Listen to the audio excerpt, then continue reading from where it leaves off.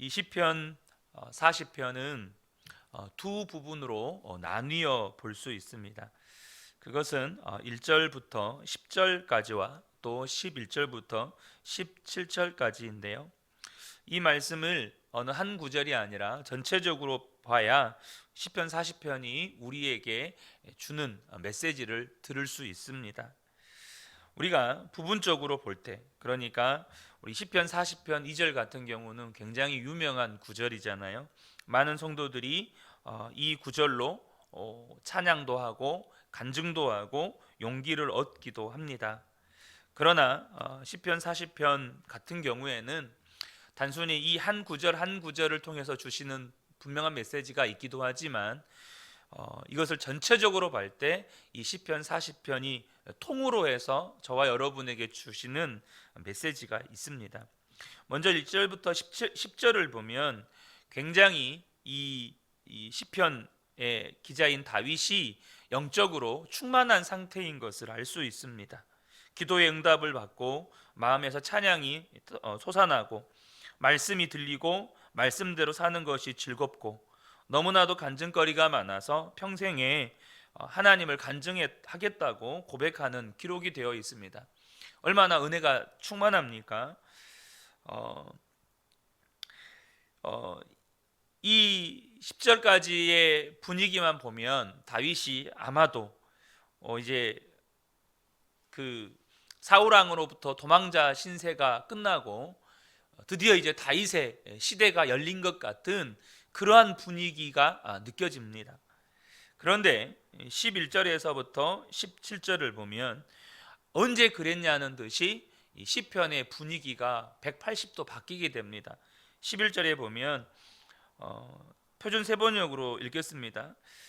하나님은 나의 주님이시니 주님의 긍휼하심을 나에게서 거두지 말아 주십시오. 주님은 한결같은 사랑과 미쁘심으로 언제나 나를 지켜주십시오. 이루다 헤아릴 수 없는 많은 재앙이 나를 에워쌌고 나의 죄가 나의 덜미를 잡았습니다. 눈앞이 캄캄합니다. 나의 죄가 내 머리털보다도 더 많기에 나는 희망을 잃었습니다. 주님 너그럽게 보시고 나를 건져주십시오. 주님 빨리 나를 도와주십시오. 17절에도 나는 불쌍하고 가난하지만 주님 나를 생각하여 주십시오. 주님은 나를 돕는 분이시요 나를 건져주시는 분이시니 나의 하나님 지체하지 말아 주십시오. 그러니까 시편 40편 전체를 묵상하면 굉장히 혼란스럽습니다. 앞에는 정말 구름 위를 걷는 것 같은 영적 충만함이 기록되어 있다가 11절부터는 정말로 저 지옥 밑바닥으로 떨어진 것과 같은 이 영적인 침체를 기록하고 있는 것입니다. 그런데 이것 자체가 우리에게 주는 메시지라는 것입니다. 시편 40편 1절에서 10절의 그 은혜 충만함과 그리고 11절에서부터 17절까지 전혀 상반된 영적인 공고함, 이것이 우리에게 주시는 메시지라는 거예요.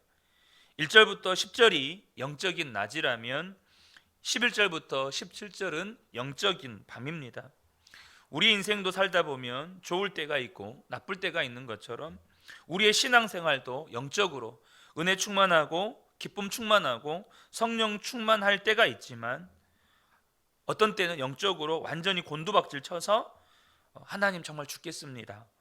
하나님 저에게는 희망도 없습니다. 하나님 저는 너무 불쌍합니다. 너무 가난합니다.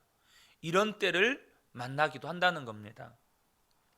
여러분 중에도 은혜 충만하고 정말 성령 충만하고 간증이 충만할 때가 있었는데 지금은 너무나 메말라서 심지어 하나님이 안 계신 것 같고 기도도 안 나오고 전도는 상상도 못하고 내 안에 원망과 불평 혹은 좌절과 절망, 낙심이 이렇게 충만한 분들도 계실지 모르겠습니다. 여러분, 낮이 있으면 밤이 있듯이 우리의 신앙생활도 우리의 영적인 생활도 낮과 밤이 있다는 겁니다. 다윗이 그렇게 충만했는데 어떻게 이렇게 한순간에 저 밑바닥으로 곤두박질 칠 수 있느냐는 거죠. 16세기에 성인으로 추앙받던 십자가의 성 요한이라는 분이 계시는데 그분이 영혼의 어두운 밤이라는 책을 썼습니다. 그리고 그 다음부터 영혼의 밤이라는 개념을 우리가 갖게 되었습니다. 지금 다윗은 영혼의 낮에서 영혼의 밤으로 정말 곤두박질 치고 있는 겁니다. 아브라함도 그랬죠. 하나님이 독자 이삭을 주실 때는 세상을 다 가진 것 같았습니다. 그런데 이삭을 어느 정도 키워놨더니 하나님이 이삭 바치라고 하는 겁니다. 말씀에 순종은 했지만 아버지의 마음에는 정말 죽을 것 같은 그런 영혼의 밤을 걷고 있는 거죠. 아들과 한 걸음 한 걸음 내딛는 그 길이 이 아버지 아브라함의 발걸음은 영혼의 깊은 밤길을 걷고 있는 것이었습니다. 여러분, 모세가 40년을 왕자의 삶을 삽니다. 낙과 같았죠. 그런데 40년을 미디안 광야에서 목동으로 삽니다. 얼마나 답답했을까요? 요셉이 13년 동안 종살이와 옥살이를 합니다. 얼마나 감옥에서 하나님의 뜻을 물었을까요? 엘리야가 갈멜산에서 850명의 이방 선지자들을 영적 전쟁에서 이긴 다음에 이세벨 여왕으로부터 내가 너를 죽이겠다는 그 말을 들었을 때 광야로 도망쳐서 로뎀나무 아래에서 하나님, 이제 조카오니 내 생명을 거두어 주십시오 라고 기도했을 때의 그 영혼의 밤. 다메섹으로 가는 길에 예수님을 만난 바울. 이제 하나님이 나는 준비된 사람이니까 나를 쓰실 줄 알았건만 아라비아 광야에서 3년, 고향 다소에서 13년을 하나님이 묵혀두십니다. 얼마나 답답합니까? 또 육신의 가시를 제거해달라고 그렇게 간절히 기도했지만 하나님이 거부하실 때, 여러분, 성경의 모든 믿음의 인물들은 영혼의 낮과 밤을 경험합니다. 믿음이 좋은 사람이라고 다 성령 충만한 것이 아니고 은혜 충만한 것이 아니라는 이 사실만 알고 있어도 우리가 신앙생활을 할 때 만나게 되는 많은 문제들을 이겨낼 수 있는 영적인 눈이 열리는 겁니다. 그건 이상한 일이 아니에요. 그것은 마땅히 있을 수 있는 일이라는 거예요. 내 삶 가운데 큰 죄를 지은 것 같지도 않은데 하나님의 뜻대로 살아보려고 하는데 도대체 이게 웬일일까요? 여러분, 제가 2021년에 목회를 하는 제 마음이 굉장히 많이 다릅니다. 저 스스로가 더욱더 주님을 바라보기 위해서 예수 동행일기를 써가면서 하루하루 저의 삶을 점검하고 하루하루 주님을 바라보기 위해서 은혜를 구하고 매일매일 그렇게 살아가려고 그렇게 하나님 앞에 내 의지를 드리고 내 삶을 드리려고 몸부림칩니다. 완벽하다는 이야기 아닙니다. 그런데 제가 어제 조대병원으로부터 들은 이야기는 저희 하은이가 모야모야병을 가지고 있다는 진단이었습니다. 어젯밤에 얼마나 통곡하며 울면서 기도했는지 모르겠습니다. 너무너무 답답하죠. 정말 내 인생에 또 다른 깊은 밤이 온 것 같습니다. 여러분, 하는 일마다 되는 일이 없고 기도도 답답하고 심지어 하나님의 존재마저도 의심되는 상황이 왜 오느냐는 거죠. 여러분, 그때 영혼의 밤이 왔다는 것을 여러분이 기억하시길 바랍니다. 하나님이 왜 우리에게 영혼의 밤을 주실까요? 십자가의 성요한은 우리가 예수님과 온전히 하나 되는 일을 위해 필요하다는 것입니다. 우리가 영혼의 밤을 만나봐야 비로소 내가 아직도 예수님 앞에서 해결되지 않는 자아가 무엇인지를 알게 된다는 거예요. 내가 아직도 믿음이 온전하지 않았구나. 내 속에 아직도 처리되지 않은 내 욕심, 죄성이 있구나. 내 삶이, 내 영적 생활이 낮과 같을 때는 모릅니다. 그런데 밤을 지나게 될 때 비로소 내가 온전히 십자가를 통과하지 못한 부분이 있다는 것이 드러나게 됩니다. 저 역시도 오늘 이 다윗의 고백과 같이 어젯밤에 주님 앞에 기도할 때 다윗이 이런 고백을 하죠.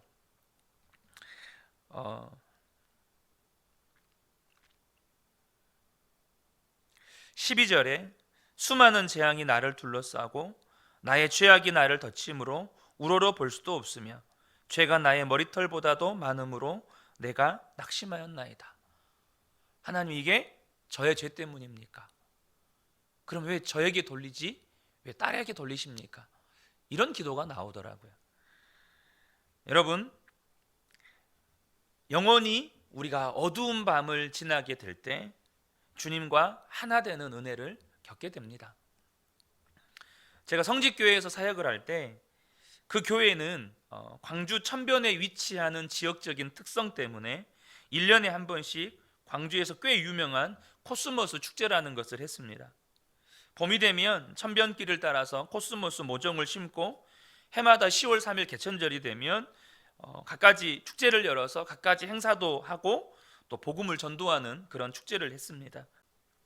새로 취임한 광주시장의 어떤 의해서 실시된 광주천 정화 사업의 일환으로 이 광주천변 자전거 도로를 따라서 가로등을 설치했습니다. 갖가지 체육시설과 함께요. 교회에서는 이 주변 경관과 저녁에 많은 사람들이 오고 가는 이 가로등, 이 불빛이 밝혀지는 것 때문에 너무너무 좋아했었습니다. 그러나 그때 예상치 못한 문제가 발생했는데요. 코스모스가 꽃을 피우지 않는 겁니다. 그 이유가 코스모스가 밤에는 잠을 자야 되는데 밤에도 가로등이 환하게 켜져 있으니까 코스모스들이 잠을 못 자는 거예요. 그리고 그로 인해서 꽃이 피지 않는 일이 생기는 겁니다. 꽃이 없으니 열매도 없고 씨앗도 거둘 수가 없는 거죠. 밤이 없고 낮만 있으니까 코스모스는 꽃도 못 피우고 열매도 못 맺는 겁니다. 여러분, 마찬가지입니다. 우리의 삶에 영혼의 밤이 없으면 성도의 삶에는 열매가 없습니다. 그러므로 사랑하는 성도 여러분, 영혼의 밤이 있는 것에 대해서 혹은 지금 여러분들이 영혼의 밤을 지나고 있는 것에 대해서 두려워하지 마시기 바랍니다. 하나님께서 여러분의 인생에 꽃을 피우고 열매 맺게 하시려고 영혼의 밤을 여러분 순간순간 여러분의 인생 가운데서 걷게 하시는 겁니다. 그런데 여러분, 영혼의 밤이 올 때 우리의 반응은 어떻게 해야 될까요? 여러분, 밤이 오면 두려우십니까? 여러분, 밤은 매일 오잖아요. 그러니까 영혼의 밤이라는 것이 인생 가운데 한 번 왔다가 사라지는 게 아니고 우리에게 때가 되면 영혼의 밤이 올 때가 있다는 거예요. 그런데 우리가 일상에서 밤이 오면 두렵습니까? 그렇지 않습니다. 잘 준비하는 겁니다. 혹은 밤에 해야 될 일 하는 겁니다. 불 켜고 할 일 하고 잘 준비하고 잠들어 있으면 아침이 옵니다. 여러분, 밤이 오는 것 때문에 두려워하고 낙심하고 좌절하는 분 없습니다. 영혼의 밤도 똑같습니다. 낮이 왔으면 밤이 오는 것이고 밤이 왔으면 낮이 오는 겁니다. 여러분, 예수님께서도 영혼의 밤이 올 때 기뻐하라고 말씀하세요. 마태복음 5장 11절과 12절에 나로 말미암아 너희를 욕하고 박해하고 거짓으로 너희를 거슬러 모든 악한 말을 할 때에 너희에게 복이 있나니 기뻐하고 즐거워하라. 하늘에서 너희 상이 큼이라. 너희 전에 있었던 선지자들도 이같이 박해하였느니라. 우리가 예수 믿는 것 때문에 욕을 먹고 박해받고 악한 말을 듣고 어려움을 겪으면 영혼의 밤을 지금 맞이하고 있는 겁니다. 그런데 주님은 기뻐하고 즐거워하래요. 왜요? 그것이 성도에게 유익하다는 것입니다. 실제로 그런 일들이 일어나죠. 사도들이 주의 이름을 전하는 것 때문에 매를 맞고 감옥에 갇히고 채찍을 맞습니다. 그런데 풀려나면서 이 사도들이 하는 말이 뭡니까? 사도행전 5장 41절에 사도들은 그 이름을 위하여 능욕받는 일에 합당한 자로 여기심을 기뻐하면서 공회 앞을 떠나니라. 이것이 성경만의 이야기입니까? 기독교 역사 속에서 오늘날도 수많은 믿음의 사람들이 여러분 그렇게 살아갑니다. 여러분, 예수를 믿는데 고난이 없고 핍박이 없고 세상에서 미움받는 일이 없고 꽃길만 걷고 있다면 그것이야말로 우리의 영적 신앙의 진위가 가려지는 것일 수 있습니다. 요한복음 15장 19절 우리가 지난 주일에 나눴었죠. 너희가 세상에 속하였으면 세상이 자기의 것을 사랑할 것이나 너희는 세상에 속한 자가 아니요 도리어 내가 너희를 세상에서 택하였기 때문에 세상이 너희를 미워하느니라. 내가 예수님을 믿는 것 때문에 한 번도 세상에 미움받아 본 적이 없고 혹은 박해나 어려움 당한 적이 없고 그로 인해 영혼의 밤을 겪어본 적이 없다면 내가 정말 예수 믿는 사람인지 의심해 봐야 한다는 거죠. 여러분, 현재 영혼의 어두운 밤이 온 것 같은 그런 상황일지라도 그것 때문에 우리가 좌절하고 낙심할 이유는 없다는 겁니다. 한동대학교 김영길 총장님이 기독교 정신을 원칙으로 이 한동대학교를 세우려고 할 때 사사건건 걸리는 게 많았습니다. 세상에 그런 대학을 세운다는 것 자체가 정말 말도 탈도 비난도 오해도 많았습니다. 여러분, 이분은 그냥 존경받는 학자였습니다. 그런데 대학을 세워야 한다는 책임을 맡은 바람에 이제 구설수에 오르는 거죠. 한 번은 일간지에서 김영길 총장님을 비난하는 성명서가 실렸습니다. 신문에 이름까지 거론되면서 비난을 받을 때 얼마나 힘들겠어요. 그 부인 되시는 권사님이 통곡을 하면서 우셨대요. 남편 신문에, 그것도 일간지 신문에 남편의 이름이 거론되면서 비난 성명이 발표되는 것을 보면서 얼마나 마음이 아프던지. 그런데 정작 당사자인 김영길 총장님은 저녁에 들어오시는 거예요. 저녁을 차려드렸죠. 잘 드시고 또 잠도 코를 골면서 얼마나 잘 주무시는지 잘 이해가 안 되더라는 거예요. 그래서 아침에 물어봤다는 겁니다. 괜찮냐고, 아무렇지 않냐고. 그랬더니 김영길 총장님이 하는 말씀이 죽었는데 뭘, 나는 예수님과 함께 죽었는걸, 죽은 사람이 무엇 때문에 걱정을 하느냐. 근데 그 뒤에 하시는 말씀이 저에게도 더 은혜가 됐습니다. 하나님께서 하나님께 내 이름 쓰시라고 드렸는데 하나님께서 높이시는데 쓰신다고 드리고 낮추시는데 쓰신다고 안 드릴 수 없지 않느냐. 이미 하나님께 드린 걸 하나님께서 내 이름의 주인 되셨으니까 내 이름 가지고 볶아 잡수시든지 삶아 잡수시든지 그것은 하나님 마음이라고. 우리도 얼마든지 그렇게 살아갈 수 있습니다. 영적인 밤이 오든지 영적인 낮이 오든지 달라지는 건 없어요. 그것이 하나님의 계획이 있으니까 우리에게 영적인 낮을 허락하시고 밤을 허락하신 거예요. 죄가 있어서 그런 것이라면 회개하고 돌이켜야 하지만 특별히 지은 죄 때문이 아니라 왜 내게 이런 어둠이 올까? 그러면 더욱 우리가 할 일은 주님 바라보고 주님 찬송하며 또 믿음의 삶을 살아가는 겁니다.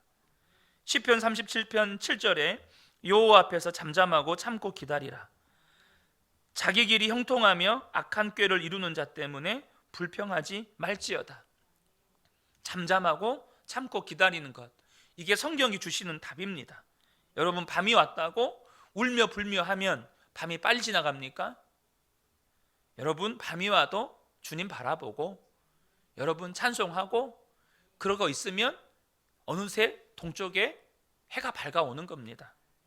시편 42편 5절에 내 영혼아 어찌하여 낙심하며 어찌하여 내 속에서 불안해하는가. 너는 하나님께 소망을 두라. 그가 나타나 도우심으로 말미암아 내가 여전히 찬송하리로다. 시편 46편 10절에 이르시기를 너희는 가만히 있어 내가 하나님 됨을 알지어다. 내가 문나라 중에서 높임을 받으리라.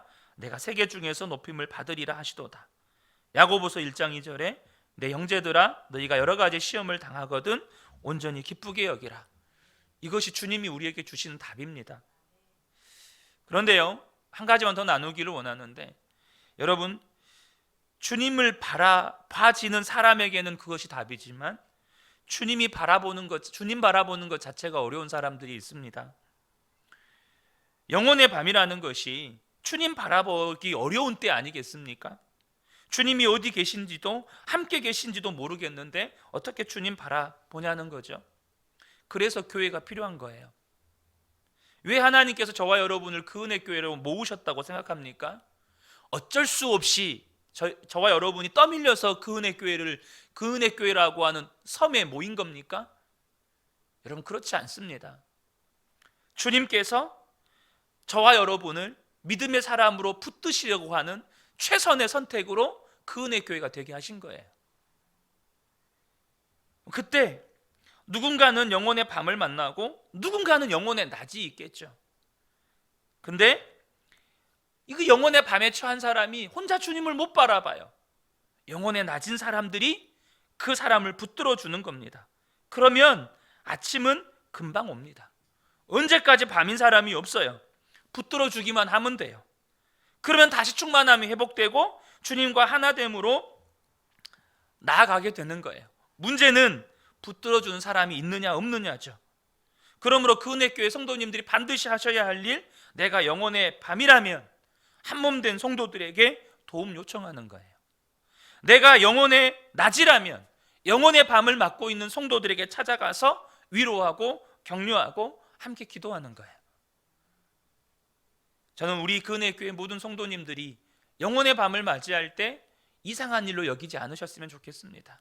여러분의 삶에 열매 맺게 하시려고, 꽃을 피게 하시려고 주님이 허락하시는 거예요. 이것만 알아도 여러분 영혼의 밤이 그냥 지나갑니다. 그러나 너무나도 깊은 침체에 빠져서 어찌할 바를 모르고 있는 저와 여러분을 위해서, 주님 바라보는 것도 못하는 저와 여러분을 위해서 교회를 주셨어요. 저는 우리 근혜교회 모든 성도님들이 그 영혼의 밤을 지나갈 때 함께하는 믿음의 지체들로 인해서 그것을 지나가고 그 끝에서 하나님께서 피우게 하시는 꽃과 열매를 경험하게 되어지시는 우리 모든 성도님들 되시기를 주님의 이름으로 축복합니다. 아멘.